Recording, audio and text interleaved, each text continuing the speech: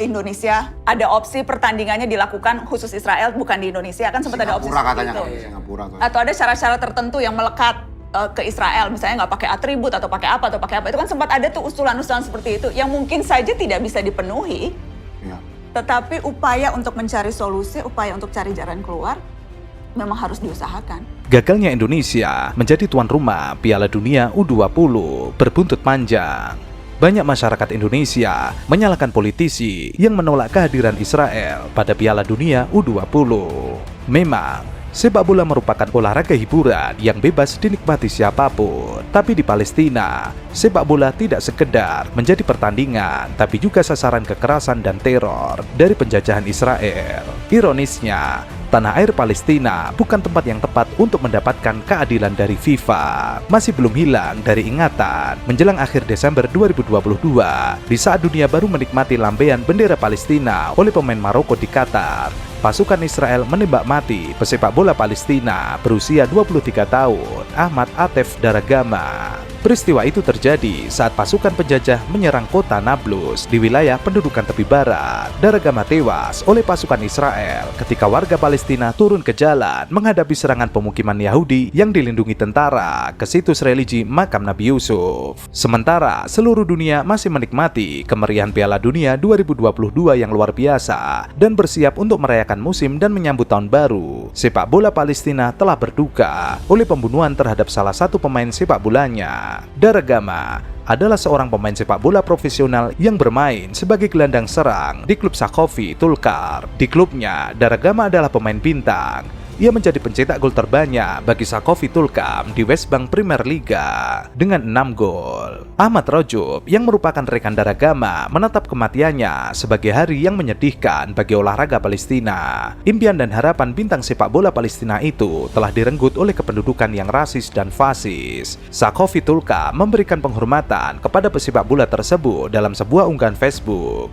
Melarang atlet Palestina untuk bertanding di luar negeri. Itu terjadi faktanya di tahun 2016, tahun 2017, tahun 2019. Israel secara spesifik mengeluarkan travel advisory, melarang pesepak bola Palestina untuk melintasi perbatasan, untuk ikut pertandingan. Dan Israel tuh sejak dulu memang selalu menghambat perkembangan persepak bolaan di Palestina. Kalau kita misalnya baca literatur yang menunjukkan bagaimana nasionalisme dan sejarah sepak bola Palestina ya, itu tuh terlihat di situ. Tahun 64 Israel membubarkan kompetisi-kompetisi independen yang dilakukan oleh rakyat Palestina dan menangkap penyelenggaranya. Jadi di satu sisi nih, pesepak bola Palestina dihalang-halangi, dihambat. Merespon kejadian ini, Perdana Menteri Palestina Muhammad Sayyeh meminta FIFA untuk mengutuk Israel atas tewasnya Daragama. Alih-alih ada tindakan tegas dari FIFA, Badan Sepak Bola Dunia tidak melakukan sanksi apapun terhadap Israel. Ada yang ditembak mati tahun 2022 loh, pesepak bola Palestina. Di sisi lain itu begitu perlakuan Israel, tapi di satu sisi Israel tuh bisa dengan bebas masuk dan melakukan kegiatan pertandingan bola di wilayah Palestina. Palestinian Football Association tuh berkali-kali minta FIFA jatuhkan sanksi dong ke klub-klub Israel yang dengan spesifik melakukan kegiatan ilegal di wilayah Palestina. Tapi FIFA selalu nolak ngasih sanksi. Padahal aturan FIFA jelas, asosiasi sepak bola nasional tidak boleh melakukan kegiatan di wilayah asosiasi sepak bola nasional lainnya tanpa izin. Dan FIFA menjatuhkan sanksi ke Rusia ketika melakukan itu di Crimea. Ini bukan soal Ukraina loh. Yang 2014 yang pas. Iya, sanksi itu dijatuhkan FIFA, tapi FIFA menolak menjatuhkan sanksi ke Israel yang melakukan hal yang sama kepada Palestina. Jadi argumen bahwa FIFA itu standar ganda, bahkan hipokrit, itu argumen yang juga ada dasarnya. Betul. Jauh sebelum Daragama, legenda sepak bola Palestina Ahed Yakut juga tewas pada tahun 2014 setelah rudal Israel menghantam rumahnya di Gaza ketika ia tengah tidur. Mantan gelandang berusia 49 tahun itu bekerja sebagai pelatih dan menjalankan program olahraga Palestina di Gaza dan diyakini tidak terlibat politik dengan Hamas. Jurnalis olahraga di Gaza, Khalil Zahir mengatakan Palestina telah kehilangan salah satu pemain terbaiknya yang mungkin adalah gelandang terbaik yang pernah dimiliki Palestina. Pada tahun 2017, Israel juga melarang 10 pesepak bola asal Palestina yang akan menuju ke tepi barat dari Gaza untuk melakoni laga final leg kedua Palestina Club. Laga tersebut sedianya mempertemukan antara Sahab Rafa yang telah unggul 2-0 melawan Ahli Al-Khalil asal Hebron pada leg pertama di kota Gaza. Namun, hanya 15 pemain yang diizinkan melakukan perjalanan untuk melakoni laga kedua. Mereka yang dilarang termasuk seorang striker dan 2 penjaga gawang. Tahun 64 Israel membubarkan kompetisi-kompetisi independen yang dilakukan oleh rakyat Palestina dan menangkap penyelenggaranya.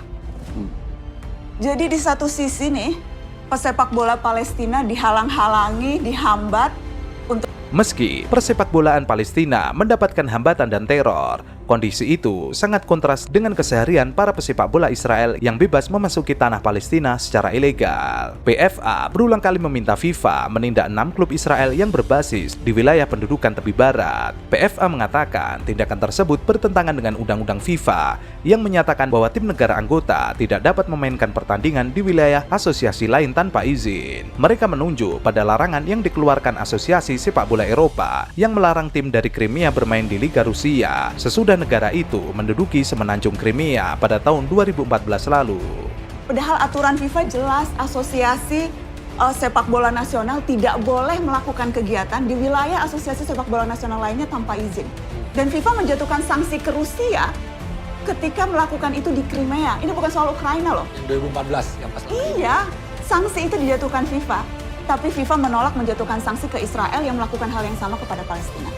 Jadi argumen bahwa FIFA itu standar ganda, bahkan hipokrit, itu argumen yang juga ada dasarnya. Tuh, PFA juga mengeluhkan bahwa Israel menghambat aktivitasnya, termasuk membatasi pergerakan pemain antara tepi barat dan Gaza, dan melarang beberapa perjalanan internasional. Alih-alih mengecam Israel, Gianni Infantino mengaku tidak akan campur tangan dalam masalah ini, dan menganggap persoalan itu sudah selesai. FIFA telah memutuskan untuk menahan diri dari menjatuhkan sanksi atau tindakan lain baik Asosiasi Sepak Bola Israel maupun PFA. Wilayah ini menjadi perhatian otoritas hukum publik internasional dan FIFA harus tetap netral. Palestinian Football Association tuh berkali-kali minta FIFA jatuhkan sanksi dong ke klub-klub Israel yang dengan spesifik melakukan kegiatan ilegal di wilayah Palestina.